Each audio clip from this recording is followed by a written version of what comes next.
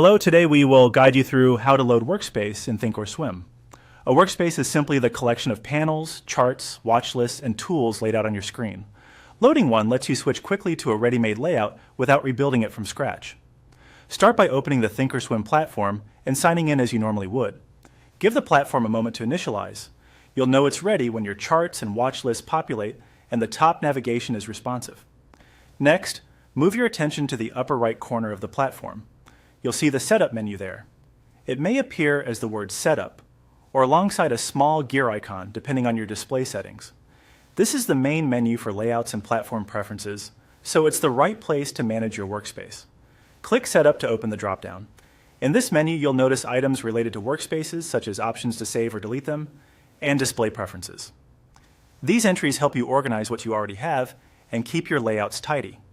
Just below these items, you'll find the area where available workspaces are listed.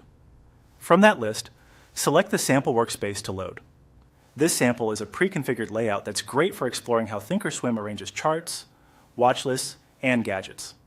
It's also useful as a base you can later adapt to your own style. When you choose it, be aware that loading a workspace replaces your current layout on screen.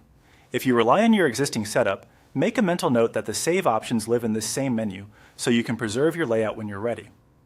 After selecting the sample workspace, a confirmation prompt may appear to ensure you want to proceed.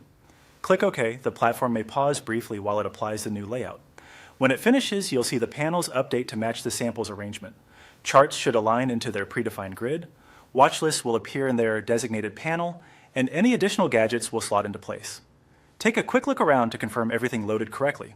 Try resizing a chart or switching a symbol to ensure the workspace is responsive. If your screen resolution is different from the sample's original design, panels may scale slightly, which is normal.